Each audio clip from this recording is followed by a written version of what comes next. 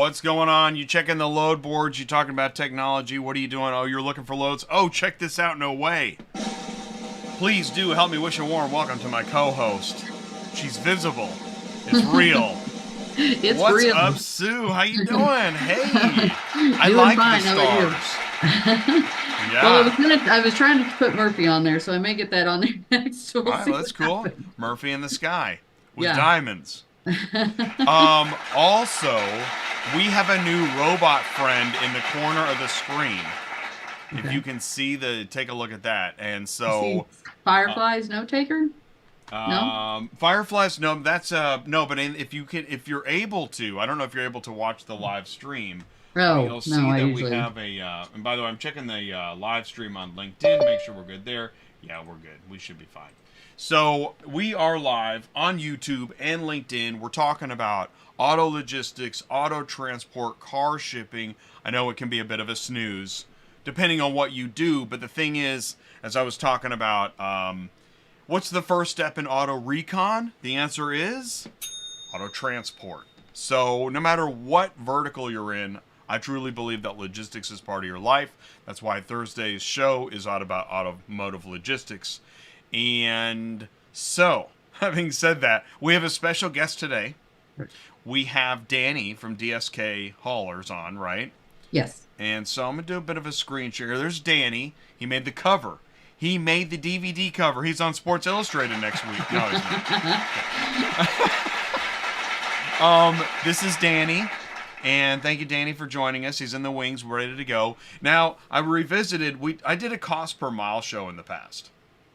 And so we're going to be talking about cost and maintenance. We got some things to talk about. But you also mentioned that, and I came up with a graphic for it. We're Yeah. going to talk about cleaning up the dispatchers. Okay. Okay? I know it's Okay. a weird one, but I would think there's like brokers and stuff that'd be like, no way, they're talking about cleaning up dispatchers on ATI. Yeah, because we're here to talk about anything that needs to be talked about, as long as it pertains to automotive. We're going to do that. Also, if you have a load board search, you want to talk about rates, whatever it is. And if you feel a bit queasy, man, oh man, there are some queasy people out there. I'm not kidding. Do you know how many people are left in the wake of ATI feeling like either, I don't know, like Don't know there's what's been going extra on. too many questions, or maybe slighted, or it's pretty weird. There's now a wake. ATI as a wake. Oh, shoot. We are the ecosystem's neutral zone. That's part of having a wake. I mean, we're not going to please everybody all the time. Sometimes nobody. It is a full ecosystem. I say know your ecosystem. OEM, dealer, auction, broker, carrier, equipment, regulations, and remarketing are all immediate areas to know about in automotive business. And we had, well, I guess this would be the regulations square, right? Was covered last week with trucker drug testing with Gina Kessler. Fascinating show. Yep. Yeah. In fact, I'll be dropping a YouTube short about gummies. I think that goes out tomorrow. It's a clip from the show. Auto Transport Community Media since 2017. I don't think there's a need to remind anybody, but I will. And what's fun about this is that I go live twice a week, which nobody else is really doing in auto logistics. That's fine. Okay, Jay, get your kudos. Enjoy that. Show me the truck. We're going to look at the trucks. Here we go. These are some of Danny's loads. Yes. Yep. Do you know anything about this load? Um, I can't remember how long ago these were. These are the ones I just sent to you recently, right? So, Yeah, okay, so a these couple are two weeks. vans that we took for that new company, KC Dispatch, from Arkansas to Dallas, I believe. And they're somebody that I wanted to get on the show because they're a new freight slash trucking broker. Um, they're the ones that wanted pictures of once we picked up on the trailer because they've had multiple companies double brokering loads. So this way they can make sure it's where it's supposed to be and that kind of thing. Excellent. Next slide. Hmm. I'm gonna guess and say these were from Kansas City down to Texas someplace for Circle Logistics is what I'm gonna assume because I take a lot of 3 packs of vans for them on a regular. So Danny is 56 foot long. So this isn't a typical 3 car. Most people can't do this stuff. And a lot of times we'll take 4, but I have a formula to make sure that everything fits every time. And anybody wants the formula, give me a jingle or send me a text or an email, and I'll tell you how you figure the formula for making sure something will fit on a 3 car. And that means any length. If you're 42, if you're 50, or if you're 53, the formula works no matter what. I smell a new segment called Name That Load. Wow. Or show us your load. I think that's better, right? Yeah. Show us your load. All right. Tell me about this one. Show us your load. That one's a far back. That's a 4-pack of cars that fit. I'm gonna guess and say this is a more recent one too, and it probably was from Arkansas to Texas as well. And I want to say it might have been a 4-pack of vehicles from Copart or IAA, but I'm just guessing. All right, and I like that. I like that load. Yeah, it was Right? a good paying load. That's a good And like one. I said, in order to make anything fit like this, you've got to know a something to make sure that it fits. And I don't know. You might ask Danny when we get him on the show. I don't know if I've ever been wrong. He always like, Sue, I don't think this is gonna fit. And I'm like, I did the measurements. We should be fine. Yes. That should be another segment. I don't think it's going to fit. There you go. Totally. It's awesome. So, Here's another yep. one. I don't think it's going to fit. That's another Circle Logistics. Anytime I'm doing 3 packs of vans, it's usually KC to someplace. See, okay. See, now that's a freebie. See, we're right now promoting why you should haul for Circle Logistics. Yeah. I mean, Yeah. they have good loads. They pay very well. Yeah. And they pay when they're supposed to. I did have an incident this very last time that for some reason their accounting screwed everything up. But Maria, I don't know if everybody knows Maria at Circle Logistics. She's great. And she got on their butts and I got paid the next day and she apologized profusely. And she said, she goes, how do they expect me to have good transporters work for me if I can't get them paid when they're supposed to? That's one broker that said that. I've never heard anybody say anything like that, and that she's absolutely right. Wow. Could we get her on the show? Shout out She would be Maria. a good one. I Yes. can talk to her about it. Yes.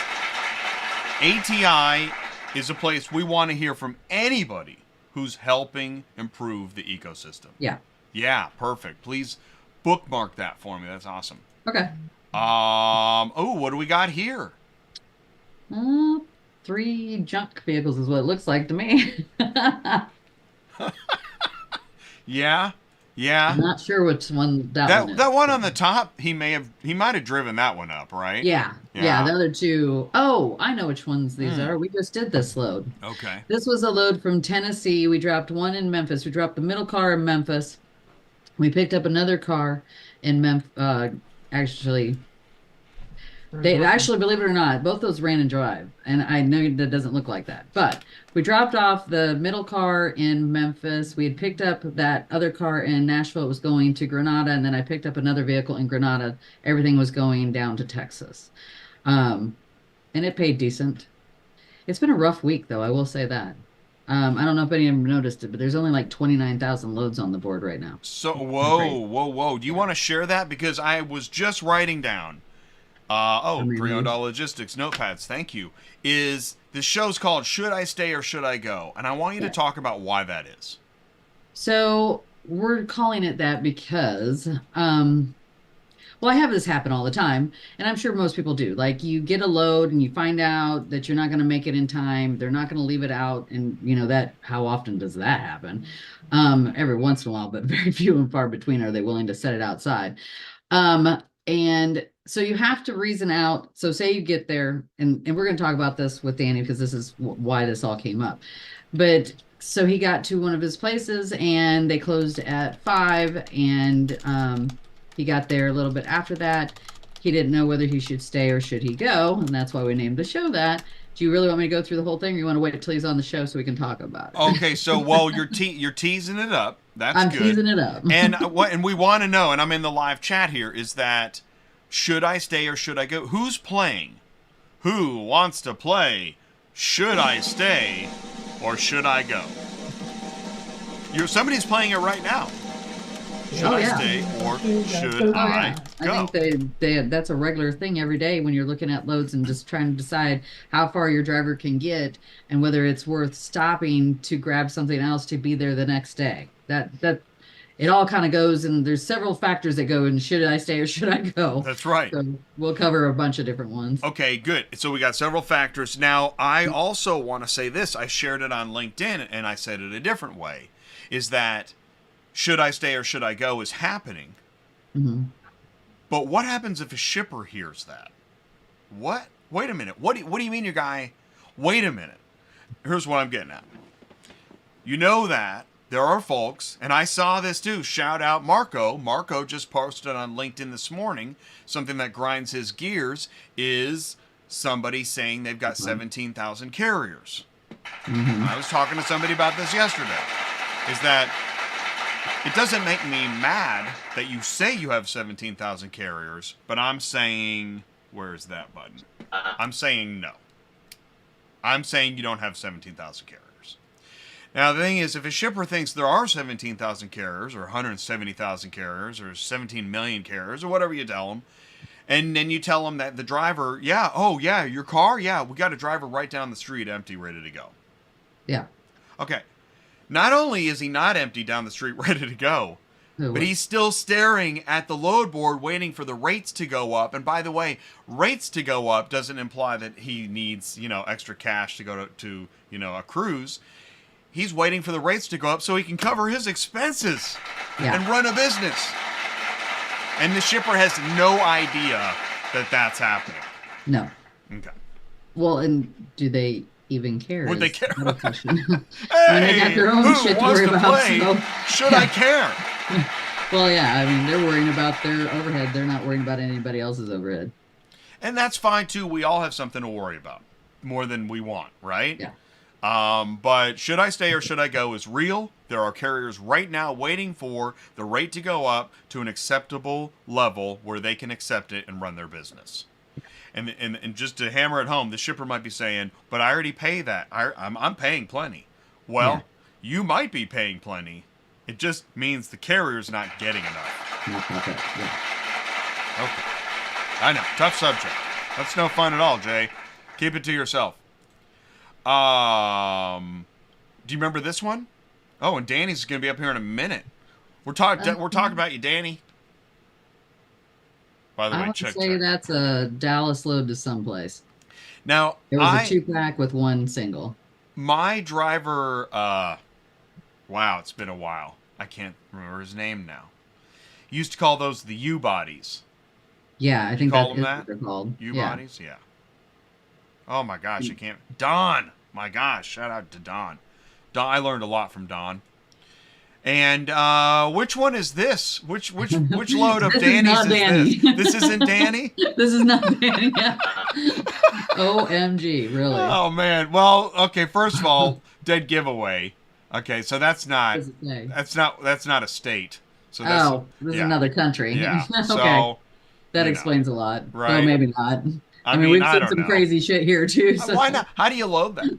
By the way, that's got to be a fork on, I would say. But it doesn't look like a bad car, though. Well, no. Shoot. Why pay more? Right? Just throw it on the back. Yeah, come on, man. What is it crushing is what I want to know. You said he was empty down the road, and we got this? Yeah. Welcome to Auto Transport. All right, we are going to talk about this a little because it is important in that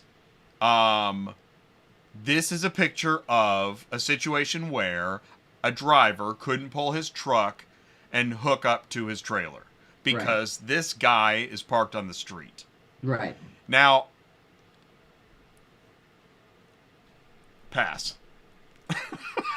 Hey, did you get the memo?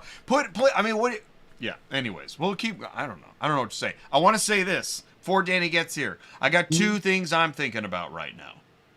This, Cox doubles down on Central Dispatch with a $100 million investment. I think about this every day since I've seen this. Seriously. This is a really big deal, and I'm not sure if everybody is aware what a big deal this is. Whether you like it or not, whether you're happy or sad, it doesn't matter. Because if this happens, and it looks like it's happening, it's going to change auto transport software. I think so too. And go ahead. What were you going to say? No, I think so too. I think their ultimate plan is going to be something to the effect of kind of like Super Dispatch, click the load, kind of grab it kind of thing.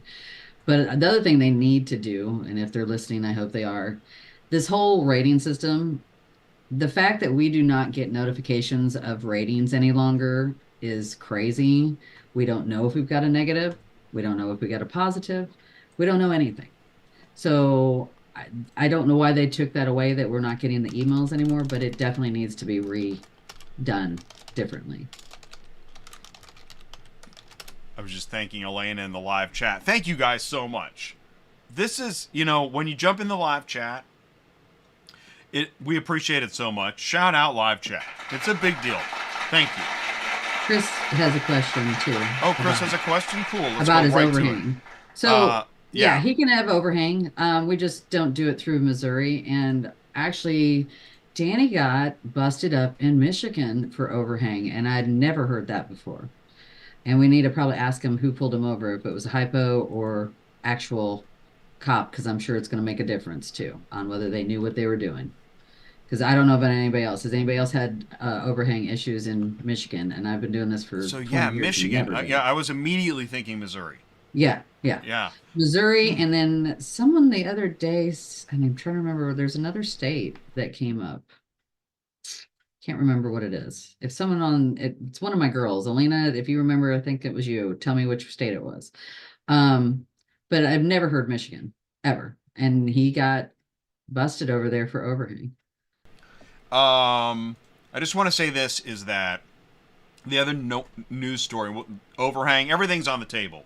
Please feel free to live chat and ask us to continue on a topic. But the other thing that's really on my mind is not necessarily Runbot by RunBuggy, but AI. And I know people are worn out on AI. I get it. But here's the problem. It just got started.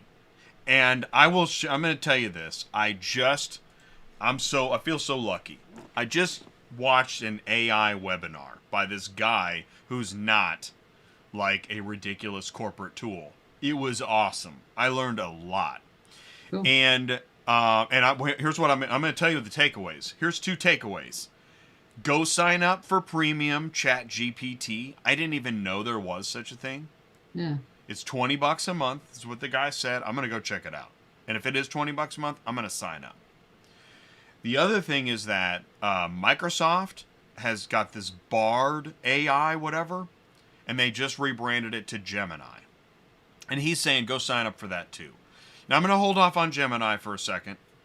I'm still mad every time I try to open a PowerPoint or a Word file and Bill Gates wants my money again. It drives me crazy. Mm-hmm. But, which doesn't matter at all, Jay.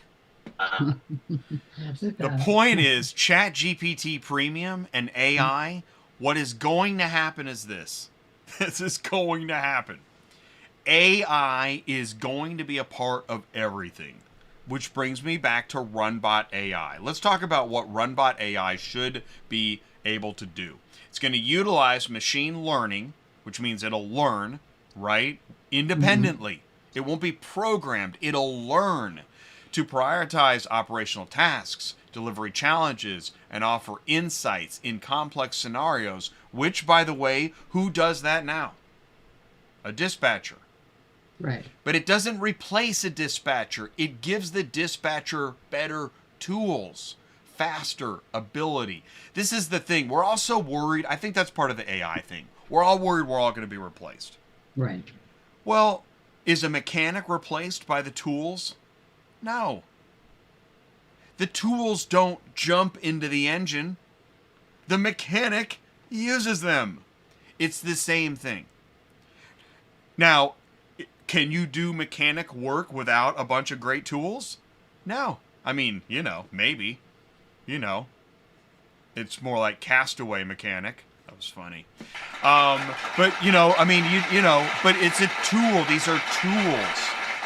And so the tools, because it is so complex, and it'll have predictive capabilities for logistical bottlenecks and other things. Now, I also know part of the thing everybody's thinking is, okay, if it makes everybody's lives easier, can the people that work here get a decent rate? Right? That's what we're all thinking. Yeah. If we can solve some of these rate problems, which again, should I stay or should I go, we can move on to the AI conversation. And that's one of my functions, I think, is to bridge the gap of reality to companies that have the next and best and greatest and latest. Take care of your workforce, and they will help you take care of your customers. That's a camera one ending right there. You can just go to sleep right now. You're all good. But if you choose to stick around, right after this, we'll be live with Danny of DSK Haulers. Stick around. We'll be right back. Are you completely stressed out from all the calls and the contracts and the verifications of loads where nobody ever answers the phone? Call Murphy Auto Dispatch Services today. Murphy Auto Dispatch Services has over 15 years in the transport industry. We are your office while you are on the road. We book, we verify, and we bill out your loads for you. We have an excellent accounting staff and an even better dispatch team. Give us a call today at 417-273-0021, or if you want to email me, it's murphyautotransport31@yahoo.com. Give us a call today.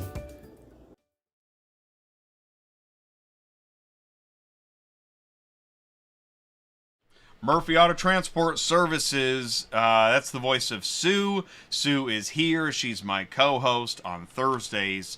I'm going to put the information for Murphy Auto Transport Services in the live chat, because if you don't already know, there's many reasons to contact Sue. You can get help staying loaded. You can get help shipping a car. You can learn more about broker packets or insurance, or, man, there's all kinds of things. Right? Or become a dispatcher. So, hey, are you looking for dispatchers? Are you looking for carriers? Tell us more. Oh, both. Yeah, So now you got it. I know Moosey's on there right now. I know Elena's on there. I know both of them are looking for drivers. They each have one spot. I also have a couple other people I know that each have one spot. So yes, we've got opportunity available for anybody that needs a dispatcher. And I don't know if everybody knows who Moosey is, but Moosey is the one that created Dispatch Monkey and stuff like that. He's great. So, and he's been doing this for a long time. Alina's been doing this for 10 years. She knows what she's doing too. So yeah, if anybody needs a dispatcher, I've got a couple spots available, and I'll send you in the direction of one of these people.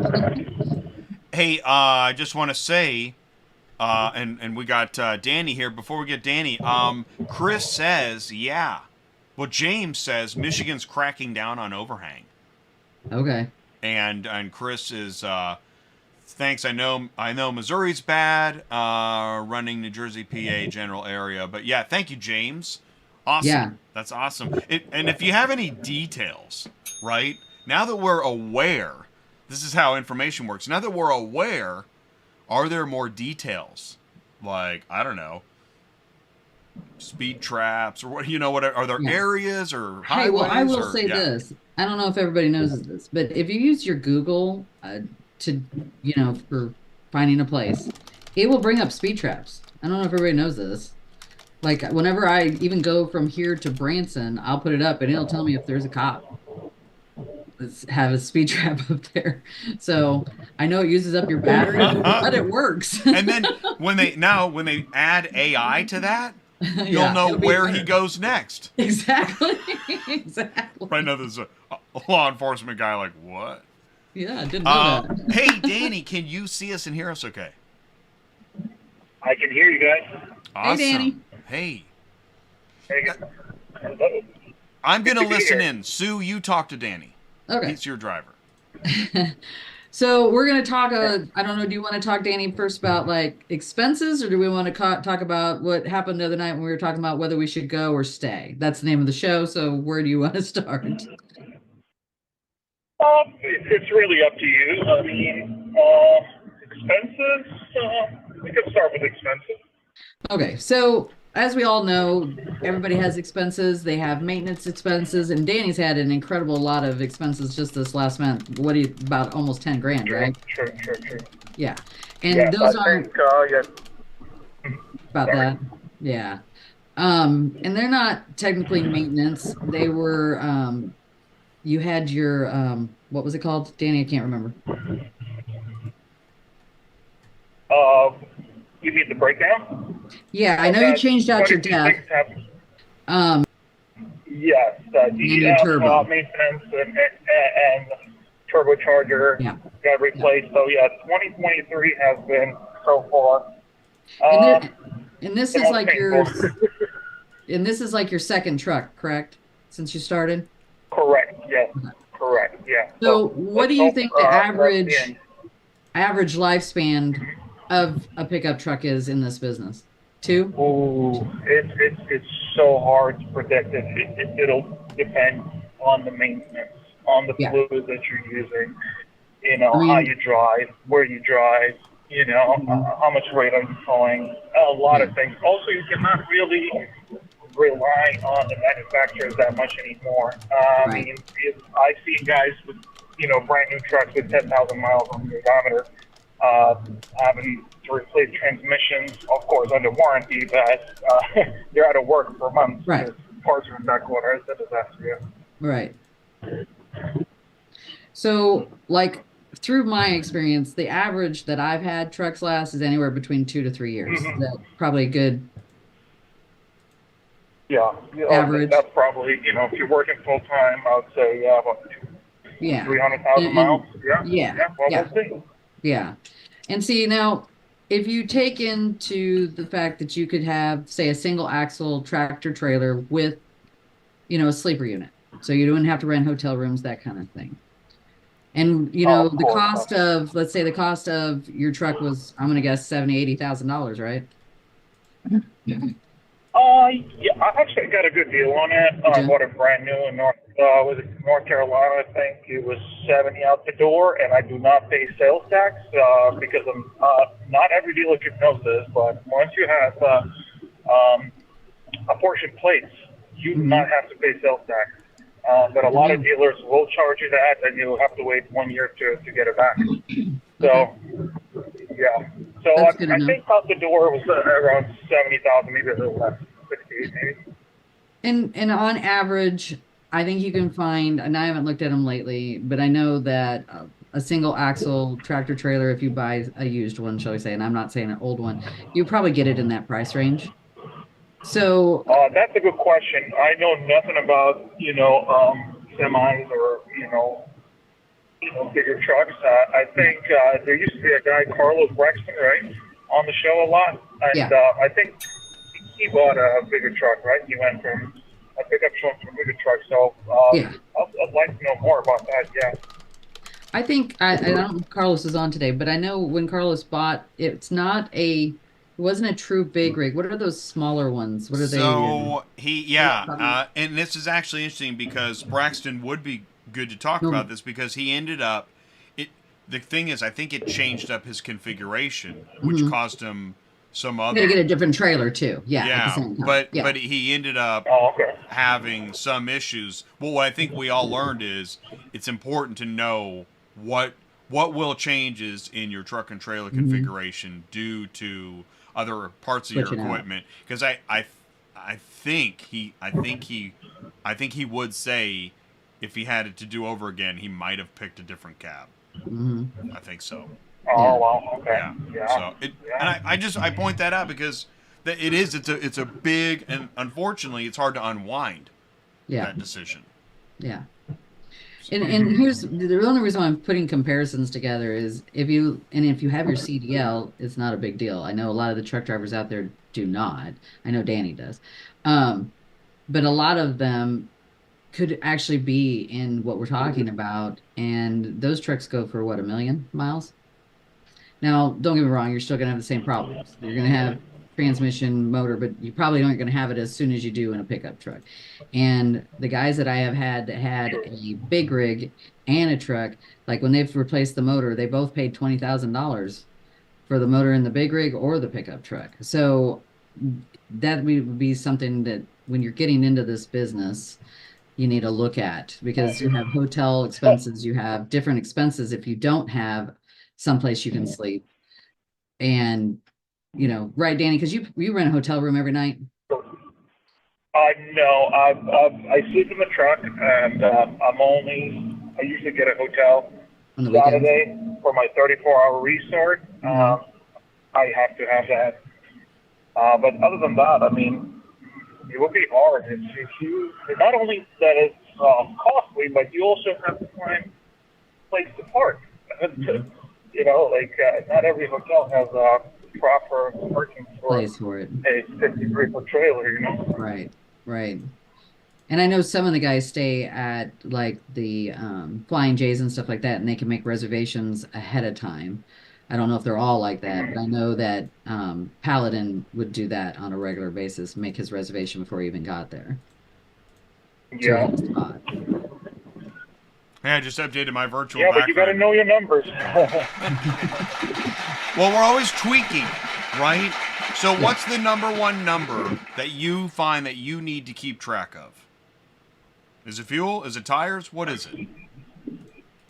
Everything. Everything. You got to know your numbers. Fuel, what is your cost per mile to operate? Because per day, if almost. you don't, I mean, you would think you're making money, but at the end of the day, yeah, it's super important. I know one of my drivers knew what he had to make every single day to be able to make money. And that was a while back, so I couldn't even tell you if it would make any difference if I gave you that figure, because gas is different, everything's different, And everybody's expenses are all different too. I mean, some people might not have a trailer payment or a truck payment, and some people do. So yeah. Hey, Sue, I wanted to ask you. You were talking about, what'd you say, 29,000 loads on the load board? Yeah. While we're talking to Danny, do you want to pull up the load board? I know it's not. Actually, it sounds. I have it up. Doesn't that? Man, wasn't it like just a month ago, like 65? 60. Well, it had gone up when we had that 2 weeks of snow. Well, it wasn't just the snow. It was the holiday, it was Christmas, and it was New Year's, and then we had snow. It all bulks up because not as many drivers are on the road. They're definitely this season, for the holiday season, I'm going to say only half the drivers are on the road compared to what, normally it is. So that helps bulk it up. Then we always get the weather where people can't go certain places and people aren't selling cars as fast and stuff like that. So then it comes back in and it just, then you got 70,000 loads on the board, but they're all gone again. Like I said, it would take about 2 weeks for all that to filter out when everybody's back on the road. And here we are back down to 29,000. And really, yeah. And you can see the very top ones are in Canada. So it doesn't even do me any good. Canada or Alaska. Anyways, do me a favor for the next 3 days. Share your screen too, will you? Okay. Yeah, thanks. And what area is Danny again? He's in Dallas right now. Did you already load the vans, Danny? Yep. Okay. And he is going to go. Right at the sheet. Yep. Am I on the right? Can you see my screen? We see, yes, Central Dispatch. Thank you. Is it the one that says 29,000? It is. Yeah, okay. You got it. Cool. Okay. And he's heading to Louisiana, and I've almost got him loaded out of Louisiana again. And we're going to go to Tennessee, Knoxville area. But I know everybody has been having problems in Dallas all week long. I didn't seem to have that big of a problem. I guess I'm lucky. They always chew me out when they're calling me and they're asking me if I got loaded, and I'm like, yeah, I'm sorry, But we had a couple big vans. That's what we're taking right now. And then I had my own customer. He had a Maserati that was in Dallas going to Slidell, and he always pays really, really well. So anytime I can take anything for him, I do that. I'd given Elena 3 vehicles the other day for him going down to my guy in Slidell. So he buys them on a regular basis. So that's very helpful for me when it comes to Dallas part of it. But I did take 2 big vans for U-Ship, and they're paying $1.27 a mile. They're going into Lake Charles, and then we've got one into Slidell. And I don't know Let me see if I can show you guys the vans. Let's see. Not yet. You haven't put them on there yet, have you, Danny? Nope. What's that? The vans. Oh, they're not loaded yet. I think did he say that? Not yet, but I'm right outside the Oh, you're outside of the yard. I gotcha. Okay. Okay, so but did you see that? Hold on. Hold on, I'm coming Corner back. office Shit. on the 6th floor. Did you notice that right there we're literally talking to a driver, talking about his load, and looking at accessing his mobile app and inspection online. Yes. Live on YouTube and LinkedIn on a show about auto logistics. Now, I realize Captain Obvious, but that's where we are now. Right. Never would have been able to do this. That's amazing. What, 5 years ago? No, That's 5 right. years ago. I mean, maybe. Actually, we could have, but it would have been rudimentary. But yeah, I mean, that's how new this stuff is. And again, that's why in the back of my mind, what are my 2 stories? What 2 stories am I thinking of in the back of my mind? Central Dispatch 100 million and AI. Right. Yeah. All right. All right. That's enough of that, Jay. All right. So, Should we talk about should we stay or should we go? yeah. Should we stay or should we go? All right. Okay, So Dan- now, Danny, I'm just going to stop your sharing so we go back to just talking. Danny's not in the should I stay or should I go at the moment. He's going. No, he's going. So He's going. We're going. what we're talking about, Danny, was the other night when, okay, so I had taken a 3-pack of trucks for United Road from New Orleans to, was it Alexandria, Louisiana, something like that. It was 224 miles and it was like almost $900. So we had enough time to pick up another load. That was my whole goal. So first off, if you're going to do something like that, you're always looking to see if you can pick up something the same day, because then it doubles your money, shall we say. So I had found a 2-pack of two 2500s that were about 70 miles below him in Broke Ridge that were going over to Hammond for $500. Well, the crazy part is this dealership, their phones did not work. It kept going saying that you've called the wrong number. I'm checking to make sure it's the right number online. I sent them an email through their website. I call all the local dealerships around them that are listed with them, and they keep giving me the same number. I keep telling them that their phone isn't working. Nobody does anything about it.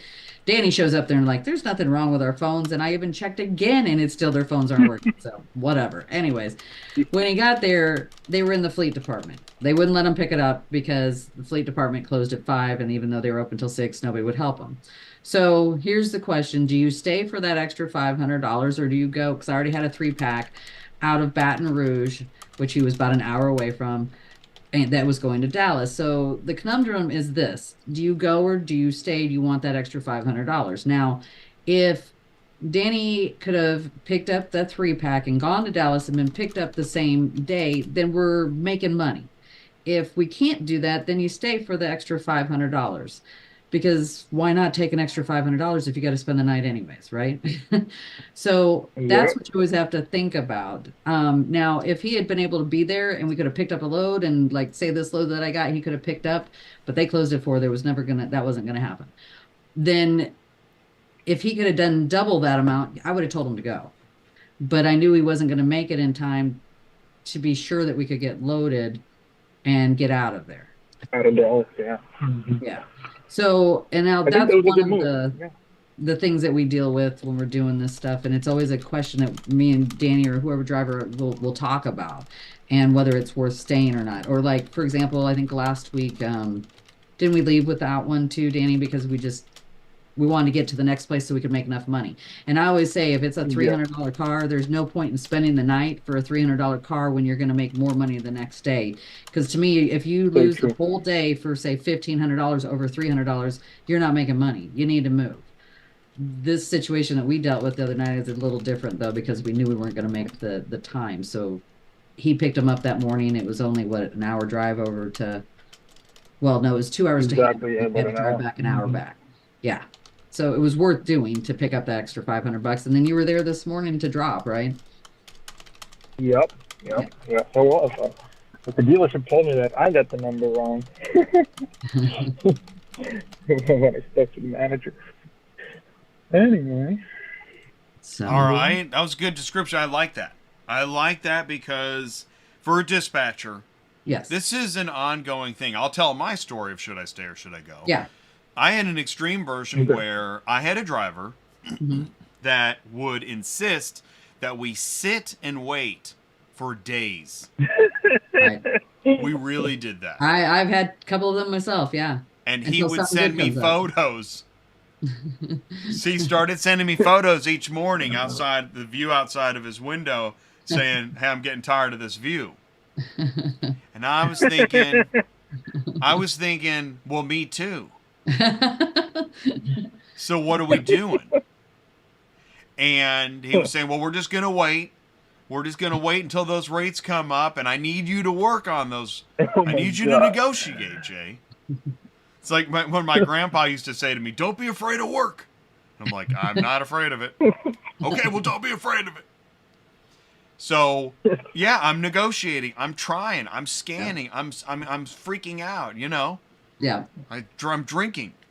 I'm trying to work through this. I'm tired of looking out your front window. And then we got to the point where, well, you know what? I see some good stuff in Denver. I'm going to Denver.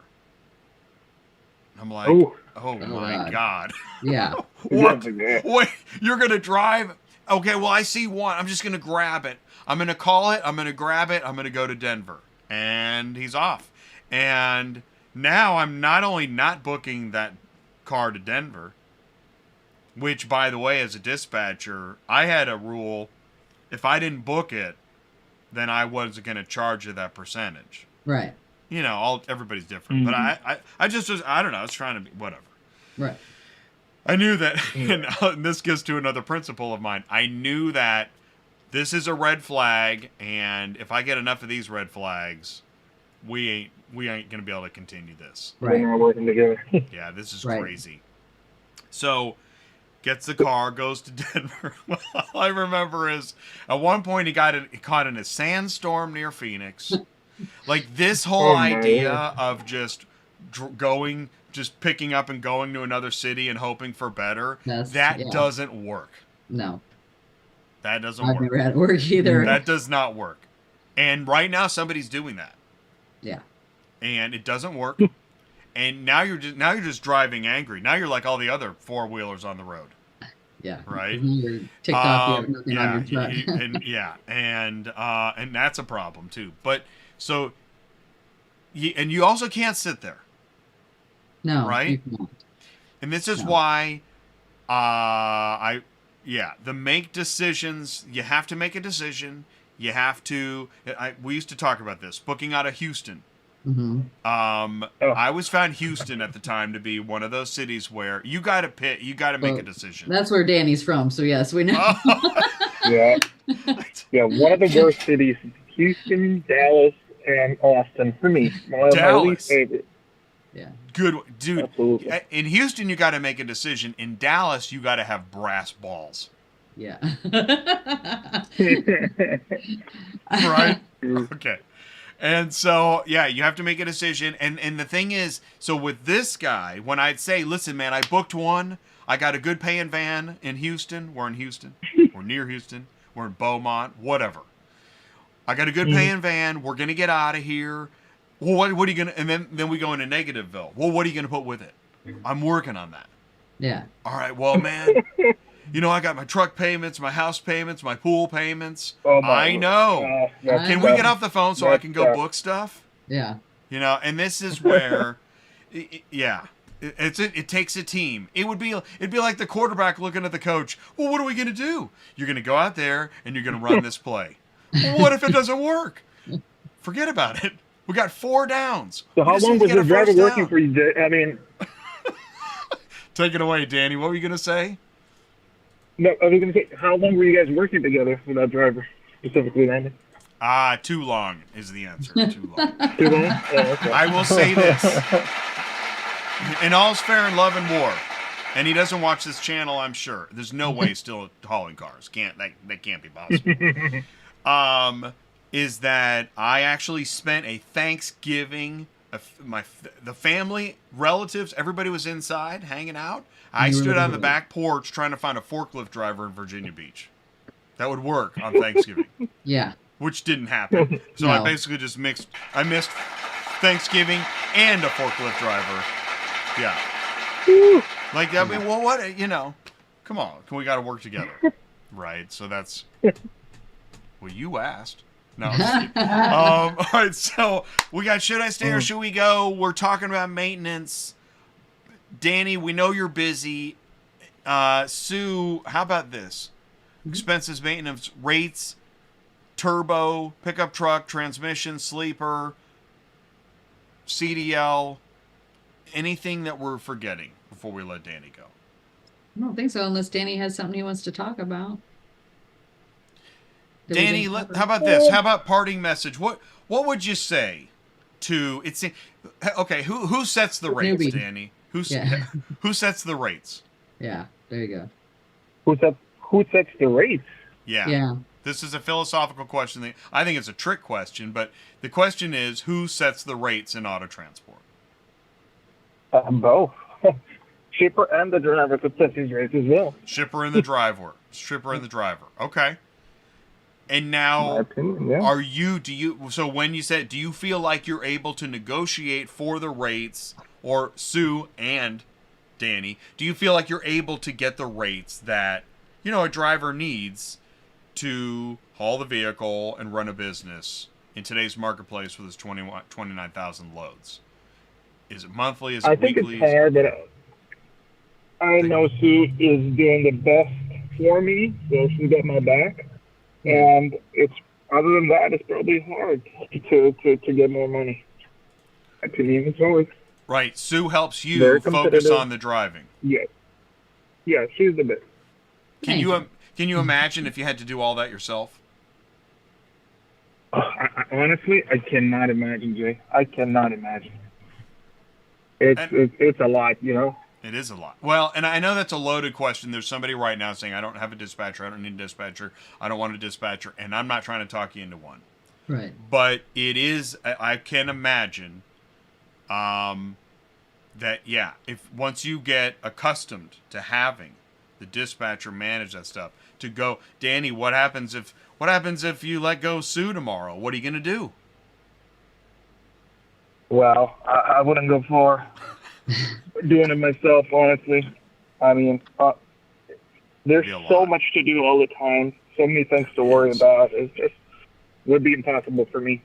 I know maybe some people can, but I'm not one of those people. I know that, dispatching, and this is not a dispatching commercial, but I just wanted to talk about it. All right, is there any... Yeah. That might have been our final thought. Anything else before we let you go, Danny? No, know your costs. Experience is everything. Know your cost of operation and know your numbers, basically. That's pretty much it. DDD says, hell no, the rates ain't fair. No. In general, I agree. No. I don't think they, in general... We get some diamonds every once in a while, But in general. But they used to be better. And also when we're talking to Danny about whether the shippers or the transporters, by taking these cheap loads drive the prices down too. Yeah, that's there we go. Right? Yeah, I had to pull this one up. Yeah, I sent you that one. That's horrifying. All right, this is real, Danny. We got on the screen. Here we go. She's a real beaut, Danny. I'm your dispatcher. Okay, it's $690. It's going to pay $691. Woohoo! Oh, it's 6 vehicles. 15 cents a mile. That's right. Yeah. From Columbia, Tennessee, 33 miles south of Nashville. So if we're in Nashville, we're still going to add another 70. Yep. And it goes to Clinton Township. 6 vehicles, pays $691. How are you feeling about that? Should I book it? Oh my God. Don't even get me started. He would think there was something wrong with me if I called and asked him for that. And what's crazy about this, I will guarantee you that load has 3 or 4 drops too. Because that's what they do. Can you imagine? Oh my God. Yeah. So, how about this? There's two games I like to play. Number one is, what do you think the shipper's paying? But before we get to that one, what should this pay? A minimum of $300 a vehicle, I think. All right. That's a minimum. Get out my little calculator here. And it's a 6-car, so that's why I'm saying times that. 6. And of course, we don't know what. We didn't bring down the types of vehicles. For all we know, they're all pickup trucks. Who knows? So we're off by a good $1,000. It does look like it, because if you look at it, it's 5,500 pounds. They're 199 in length. They're big. Exactly. That's most likely a pickup truck or SUV. Yeah. Yeah, that's ridiculous. And they're 70 high. So if nothing else, they're big SUVs or something to that effect. You know that Tahoes. Probably Tahoes. 691 divided by 6 is 115. Each vehicle pays $115 To go 603 miles, which is actually more than that. Yeah. So, what? All right, let's go back to, what do you think the shipper's paying, and what do you think the shipper thinks? Well, let's go to, what do you think? What is the shipper paying? Let's say I would charge they're the shipper, SUVs, or I don't know. I mean, if I was going to charge the shipper anything, a minimum of $2,000. But the problem is, this is probably a volume deal. Yeah. These might even be new vehicles, are they? I'm We sure. don't know. Okay, right? So if they're new vehicles, yeah, so this is a plant or a railhead, right? Do we know if Columbia is a plant or a railhead? I didn't think Columbia was. I thought it was Smyrna. Right. So I'm thinking dealer to dealer, but either way. It could be an overflow lot. Yeah, it could be. Right? I was talking to an OEM about overflow lots. Actually, well, an OEM logistics guy. And, overflow lots are common. Yeah. And you know why? This is awesome. Overflow lots are common because if a logistics service provider is the reason why there's a bottleneck with output of vehicles, guess what happens? Guillotine. Mm-hmm. So they will do anything to not backlog the plant from putting out more cars. Put them anywhere. Gotcha. Call your aunt and your uncle and the kids and find out if there's room in the backyard. All right. So, anyways, so these are probably new vehicles. And now, well, oh, shoot. Each one is 5,500 pounds? Yeah, that's what it's saying. Exactly. Oh, God. Yeah. All right. So these new vehicles, man, that's a steal. If the shipper's paying anywhere near 115 a unit, well, heck. Well, now wait a minute. So if this broker, right? It's a broker. Yes. If this broker is able to get 300 a unit from them and sell it for 115 a unit, and actually now we're back at what the carrier should be getting paid, right? Yeah. Yeah. 300 times 6, that's 1,800. Yeah. 1,800, what, 600 miles divided by 1,800? About 50 cents. 33 cents a mile. No. Yeah, I know. I hate this part. This is why I don't work. 300 is half of 603. So you're almost at 50 cents a mile per car.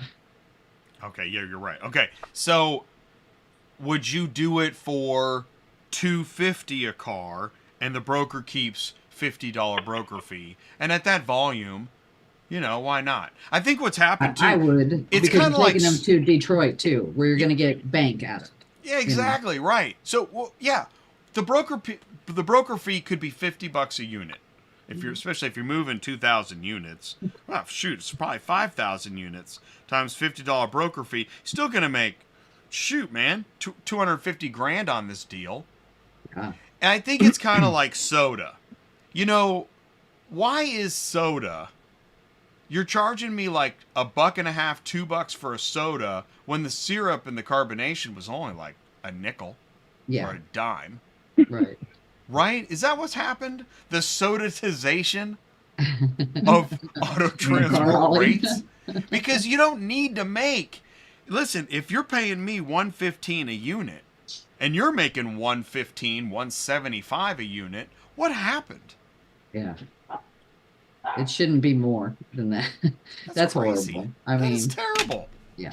And the reason why this is easy to do is that I feel like I see this company gets shared a lot. I have a feeling you're correct because we all know it's a big. Because huge it's a recurring problem. Yeah. Okay. Yeah. Gary's checking out the ratings. Well, Thanks, here's Gary. the thing about it. It wouldn't matter if you wanted the load. They don't answer the phone anyways. Oh, and DDD, if you damage one vehicle, it costs more than the whole load. Good point. Yeah, there you go. I mean, Oh there my is God, that's almost right. no upside to taking this. No, there's not. And Other I'm telling than you right now now, you're in it probably Detroit. goes to 3 or 4 different locations too. Their stuff is never You're one totally hit, right. one drop. It's It is. multiple drops every time. And so, I mean, the churn of the carrier Rolodex must be high, right? Yeah. Because even a fly-by-night, it's talked about. Here we go, Gary. Fly-by-night carriers. Even a fly-by-night carrier is going to be like, yeah, that load was not worth it. No. Right? No. I mean it. Right? No. In fact, that fly-by-night carriers. Is anybody... Are there any trucks named Fly-by-night? You shared this too. This is, and we're just doing this for kicks. $300 for table, chair, and lamps. Yeah. From Texas to Georgia. Yeah. You know what? I think. You know what I think? I think we can put that with the 6 Pro Masters paying $75 each. Just throw that in the back of the truck. Exactly. Hey, wait a minute. Yeah, there might be like a bird in a cage and a statue. It's just like Shipping Wars. Well, I just can't figure out why people think it's okay to list this stuff on there. Like it's normal. I know. Well, this is where I stand up and say, you know what? If you can do whatever you want in auto transport, you can certainly list tables and chairs and monkey bars and everything. I mean, we've seen everything. So. Yeah. Well, I mean, guess we there haven't is seen no, everything, but there we're is no close. more. I don't know. I don't know. Did it used to be this way though? I don't remember. I don't remember it either. Seeing this kind of crazy stuff on here only for maybe the last 3-4 years. The 10 years ago, the funniest thing was a bread truck. Right. Yeah. Right. Or a food truck or something like Right. that. And you're You'd like, see how a are you going to food carry truck. that? Then you'd see a bus, and then Yeah. you'd see like a crane with a boom. Right. Right. But now, I mean, it's pinball machines and it's whatever. I mean, which is funny. I don't know. Does that stuff ever get moved? I'd love to see the metrics on that. There you go. Maybe we can get the central bot. Yeah, exactly. Let's get that AI going. Yeah. Yeah. Anybody have any last questions for Danny? We're going to let him go. Danny, thank you so much Yeah, thank for you, joining Danny. us. That was awesome. Thank you, guys. Thanks for having me. It was awesome. Safe travels out there. Yes. Let me know if there's a problem with you. fans. Exactly. Any Sure. issues? I will. Call dispatch. All right. Thanks, Danny. Thanks, guys. All right, here we go. And I'll put you Bye, back guys. in the waiting room. And thank you, Danny. All right, so what we'll do is we're almost at 1 o'clock. Oh, I still have a couple. Let's see. Let's get through try and do some news here real quick. This is a weird story. Financial Crimes Enforcement Network's new reporting requirements hits owner-operators and small fleets. So the U.S. Treasury Financial Crimes Enforcement Network, FinCEN, now administers a reporting system aimed at all manner of small businesses through the U.S. and a newly established LLC, corporation, LLP, or some other business types, including any other owner-operator small fleet, is followed with the Secretary, has 90 days to report beneficial ownership information to FinCEN and the Treasury. Penalties are severe. Now, I'm reading this because right before I read this, I was reading how, like, in New York, they're handing out, like, debit cards to migrants. Yeah. Right. Okay? And I don't want to get in the weeds of craziness, but how do you have severe penalties for not reporting a newly established LLC, corporation, LLP, when, well, clearly the United States is a bottomless pit of funding? So I don't really get it. And I'm not here to make anybody mad, but it sounds about right. So everything's in order. Oh, and there's the article. Moving on. Fuel card skimming.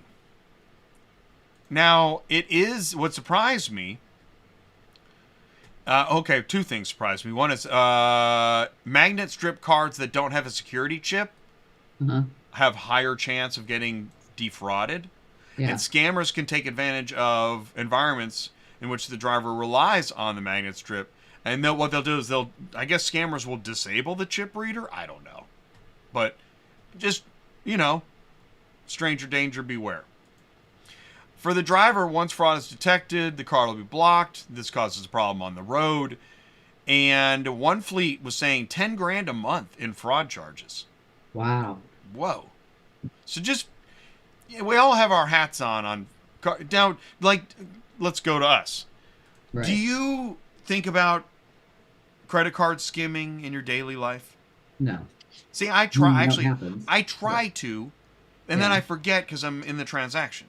Right. I just got gas, totally forgot again. Well, I don't even know what it looks like. Like, is it like Escape from Alcatraz where Clint Eastwood is digging away at the stone and puts a fake grate up? Does it look, can you tell? No, I don't think you can tell. And I think it happens mainly to debit cards more than it does credit cards. I don't know why, but you'll see, like where I live down in Theodosia, if we had a local gas station and it happened to this girl that worked for me almost every week, that she would go in and use her card to get gas. And the next thing you know, they were shutting off her card because someone was doing something to it and using money on her card. Which sucks about debit cards is you don't get that money back for several days. So if that's your money to live on, you're screwed. The other thing with debit cards, credit cards, debit cards, most people don't understand is when you go to get gas, they hold usually at least $50 over whatever you spent too, and then don't give it back to you for 24 to 48 hours. So there's a few things in there. Also, I learned this. I don't use my debit card anymore I as a don't have credit one. card. I don't believe in them. I don't like them because of that. Okay. Right there. Yeah, I only Venmo. use that stuff for banking. I mean, in secure environments with hazmat suits. Yeah, never use your debit I use card as a credit Venmo card. and Don't Cash do it. App, and I've never. The only time I've ever had any problems with it was I was, where you go get a drink and like a Pepsi thing, and it scans your card. It scanned my card like 3 or 4 times one time, and I contacted them right away. Gave me back I've all my lost money. money on a vending machine too. Yeah, I just call them up and they give me back my money. So I'm just like, okay. But that's the only time I've ever had anything happen where anything got, and I don't consider that stolen. That's just their machine doing crazy shit. But I've never had that ever happen on one of Venmo's or Cash Apps. I don't know if it's different than a debit card or what, because it's essentially backed by a credit card. So I did. This was a long, it's interesting. The DOT regulation stuff where I hand it to Brian, man, this stuff is hard to follow. And it's such a great reminder that just managing the legality of being a carrier is a full-time job. yeah. I'm going to try to read it. Here we go. Hey everyone. Company with 2 years experience transferred to my name, and the FMCSA gave me new US DOT, but 3 days ago FMCSA attached the new USA DOT with old MC number, but now my company status shows not authorized, but FMCSA didn't inform me why. Now it shows inactive. I'm confused. It could be the old insurance with old US DOT. If I get new insurance, some people say your company is inactive. If you activate it, it will show new to brokers, but they won't give you the load. They treated you like new carrier. Your past 2 years experience not visible to them. Please help me. Brian understood it. I'm reading it like a bot. What was likely happened is your insurance company did not file an updated MCS 90 with the FMCSA to reflect new ownership information, and the new USDOT number without a current and active MCS 90 filing your authority will be suspended and shows as inactive. Yep. Purchasing an existing. Wow, you follow. This is great. No wonder Had it happen. No wonder you're so good. Look at that. You follow this? Yep. It happened. Playoffs. Purchasing an existing MC number will not help you avoid the new carrier identity unless the company you purchased was set up as a corporation with stock and you simply purchased all the outstanding stock.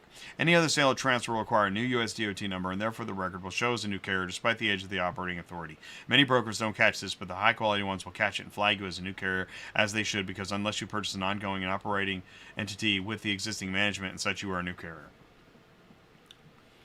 Actually, this is why this kind of legality stuff, this is why I try to follow licensing and registration of DMV stuff and titling with new vehicles, because it's about as complicated on the dealer side. Yeah, and Brian's great. He knows I'm like, everything. please answer this.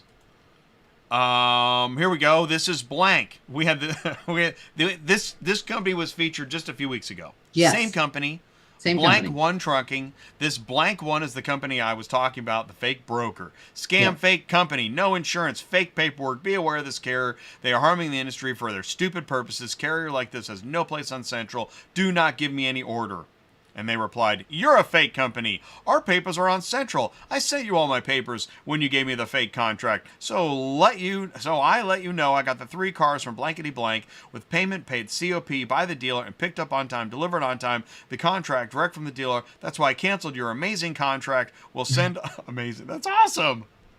Yep. That's awesome. Your amazing contract. We'll send all the info to Central, dispute the negative you gave us. You're a fake broker. Yep. And I let them haul for me because I knew exactly who they were talking about. This is wild, man. Yeah.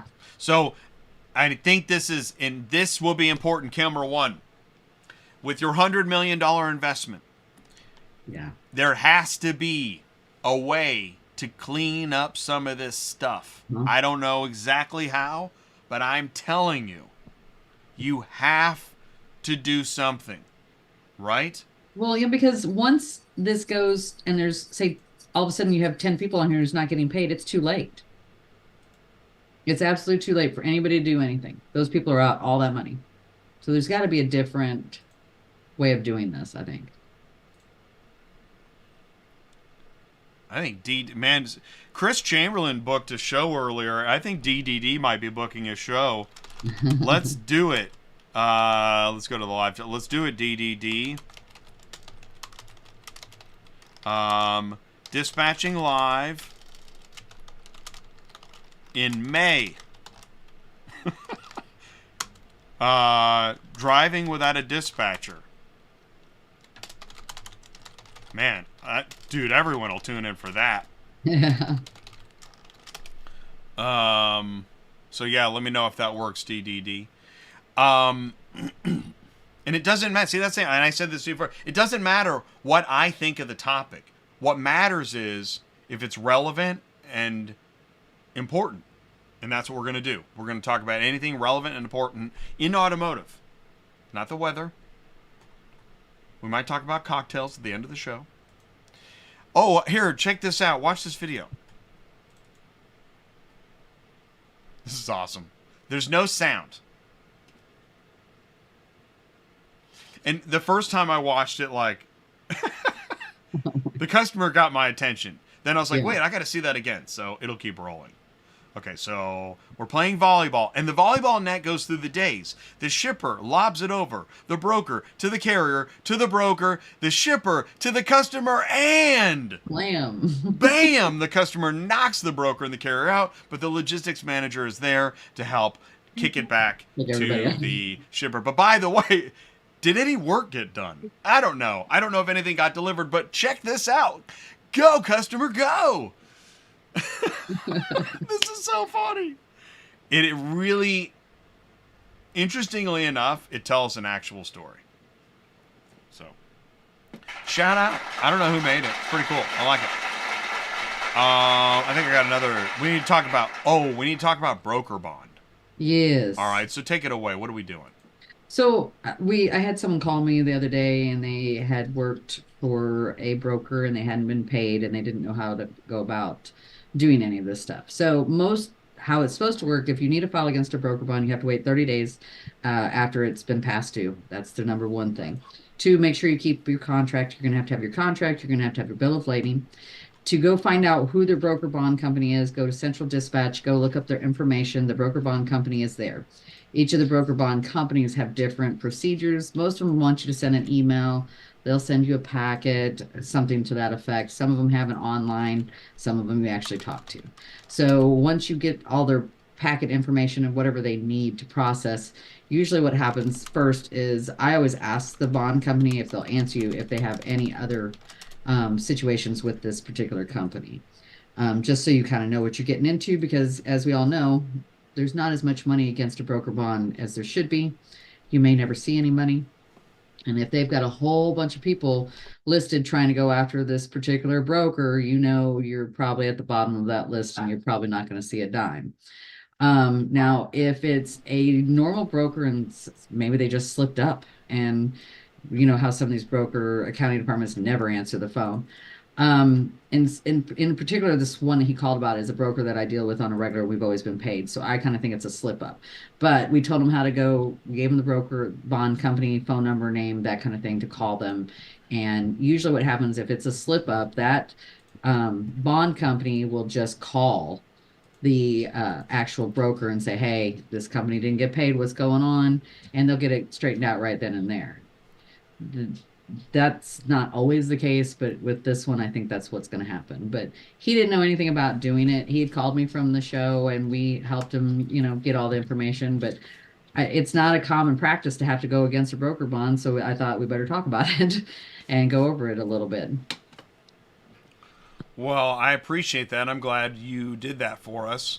You know about the broker bond. When I was dispatching, Mm-hmm. I really didn't do much with broker bonds in that. Right. It takes a while to learn what the heck you're talking about. Yeah. Right? This is all stuff that just happens over the years of experience. It's a real learning curve. Yeah. And so, what's broker bond 101? Just to hit it again in a quick fashion. What's broker bond 101? 30 days past due. Then contact your broker bond company, and like I said, go to Central Dispatch. All of their information should be listed there along with the phone number, and then you contact them. Usually when you call the phone number, it's going to say go to this website or send me an email. Then just follow whatever procedure they need to get it done. But always ask when you're doing this, is there other people filing against this bond? Just so you kind of know what's going on. Okay, well, I see a YouTube short in your future. That was perfect. Let's see here. I got some more news. We got another video. Yeah. Oh, this is cool. So Dan the Dooley Holland man, he was here. Okay. All right, here's a video. All this open parking lot. This is right here why Here we go. Let me start again. Now you got the sound. Okay. all this open parking lot. This is right here why auction fees have gotten so high. All this empty space. Just 12 months ago, all this empty space was filled by Chevy Colorados from GM Winsville plant. Who knows how much they were paying to Cox Automotive to put their vehicles here. But now that it's all empty, something tells me auction fees have gone up. We wouldn't know that because they don't post it anywhere and none of the employees know how much fees are. It's like a slot wheel. You just gotta raise your hand up high and hold it there to see what is the fee gonna be. So where's it at? I know. So I don't know where he is, although he is in Colorado. Oh, he is. Okay. So that could be Mannheim, Denver, or Could be something. Mannheim, Denver, and Aurora. Yeah. Exactly, in Aurora. And so Dan is also, he's a dealer and a car hauler. He was on the show recently. And he loves to talk about auction fees. Now, something that I really share with Dan is I hate not knowing something that totally could have been told to me. Right. I can't stand it. And especially when you get dinged by it after the fact. Right. Like, if you knew, you really should have told me. And he's like, he shared this screenshot. He bought a Cadillac XT5. The buy fees were $555. Now, anybody could look at this and say, well, I don't know what the problem is, right? And maybe I'm thinking that right now. But he knows if that auction fee would have been posted, he would not have bought it. Gotcha. And he didn't know until he purchased it. Why? Yeah, he should know. I mean, come on. That's why, like, even like, how about restaurants where you get a menu and there's no prices on it? Right, exactly. Now, Exactly. if it's Valentine's Day, oh, I get it. We're gonna do that, right? Because money's no object. But if I'm doing a transaction that pertains to my business, Yeah. I want to know the price. Yeah, look, because you got to figure that into the cost of it all. Yes. And he has brought this up before. There must be a real problem, and he wants to talk about it. It must be, because that seems high to me too. Yeah, actually, Well, that's- if you look at it, because what are we talking about? This Yeah. is like a broker fee, right? Right. Yeah. What did does you that do entail? for 555? Yeah, let's Yeah. look at that. Yeah. And I know you there ain't no This is other pricey. automotive platform where you're going to see this. Because this is anti-business. What do you mean you're looking at the price? Well, I'm curious as to what he used to pay, or what he considers normal compared to this too. And Did he- I've talked with so when you acquire a vehicle at an auction, Mhm. okay, yeah, so you got to put your hand up and they got to do some paperwork and they got to run Right. the car. So there's going to be some labor. Right. But like who paid the detailing and to get the car ready for auction? Who paid that? Did the Right. seller already pay that? Yes. Yeah. So how much are they charging the seller too? Right. Exactly. So yeah, exactly. What are you getting for 555? Yeah. Because they got to be charging the seller just as much, if not more, right? Right. And I've heard sellers aren't happy with their fees either. So the seller's paying a lot. The buyer's paying a lot. Is it possible that on just this car the auction made $1,000? Yeah. To do what? I I well, mean, I know they they get did some of things. it. They Right. have to pay the real estate and they have to pay the Right. labor and keep the lights on and have a license and right. but yeah. It is very interesting. I've also heard that buy and sell fees have gone up a lot over the last few years, which is interesting too, because this is why I look at the full automotive picture. And I know we're not supposed to let everybody talk to each other, but if you look at during COVID, record profits posted by dealers, auction fees for sellers and buyers went up, carriers for a little while made more money, right? Yes. But overall, in the tens of millions and billions, I think it was carriers that failed to keep up with the Joneses on record profits. Oh, I'm sure. And hey, how about the UAW? We know that the UAW scored a major victory with their labor dispute, right? I mean, which was kind of, it was wild to watch. But they are now making a lot more money than they were. I mean, that's a generalization. When's the last time carriers in auto transport saw a significant rate increase? Not. Super Bowl I? I mean, we had I mean- a significant rate increase during COVID, but there was a reason for that. They didn't have an option. You know what I mean? But that doesn't count. I know. Blah, blah, blah. Come on, Jay. Let's see here. What are you, some kind of commie? Okay. Send in your emails, autotransportintel@gmail.com. I know I got to change that. I got to change that email address. I like the virtual background. I never use it.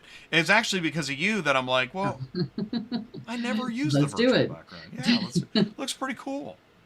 With the robot and everything. We're going AI. This is Dispatching Live 2.0. What do you think about that? I think it's cool. Yeah, I think it's pretty cool. Cool. DDD, send me an email, autotransportintel@gmail.com. Right, and Dan said, plus the seller pays. Great. Dan is here. He got to see that. That's awesome. So what? Hey, Dan, what was the normal fees that you're used to? Yeah. I'm just curious. Yeah, would love to know that. Please put that in the live chat. And while we're doing that too, if you got anything else to add, if you know of somebody that really could benefit by tuning in and chiming in, please let them know. Yeah. We're on every Thursday at noon. Chris, we booked the equipment show in April. DDD, it looks like we're gonna book a driving without a dispatcher in May. And if you have other show ideas, let me know. And if you work at a corporation, if you work in a corner office, if you work in the back office, if you work outside or under a bridge, if you got something to say in automotive that you know isn't mainstream, isn't traditional, isn't popular, this is your channel. ATI Auto Business is for anyone that wants to learn more about the automotive industry. It's just that Thursdays we happen to talk specifically logistics because it's the gift that keeps on giving. All right, we're at 1:20. I don't know. I had a pretty good time. Yeah. She says, yeah. All right, so... You always have a good time. What do you mean? I know, and I don't... I go into every Thursday not sure. And I come out usually on the same... Yeah, it's fun. It's fascinating to me. It is a social experiment at this point.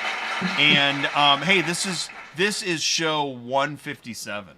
Wow. I know we crossed the 150 mark. So version 1.0 was 150 shows.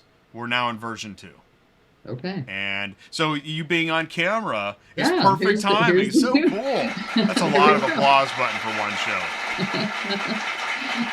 All right, let's try this. What do we say, office? What do we say, everybody?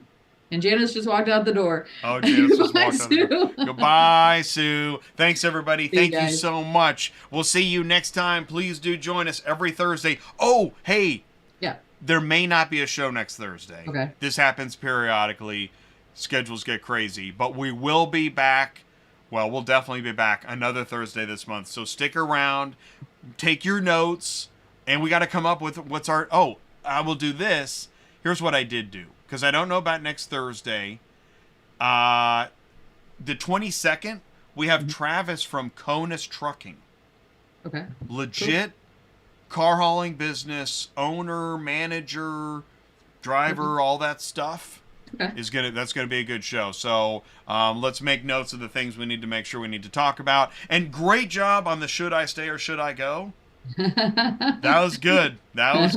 So let's keep that cranking. Welcome. Yeah. Janice did it. Janice! Shoot! Yeah, Janice! Yeah. That was You awesome. gotta get at least the eighth of a credit, dang it. Right? So if you have one of those in the live chat, if you have a should I stay or should I go thought, please share it. We want to know what we should be doing, what we should be talking about. Edgar, thanks for tuning in. All right, I mean it this time. What do we say, office?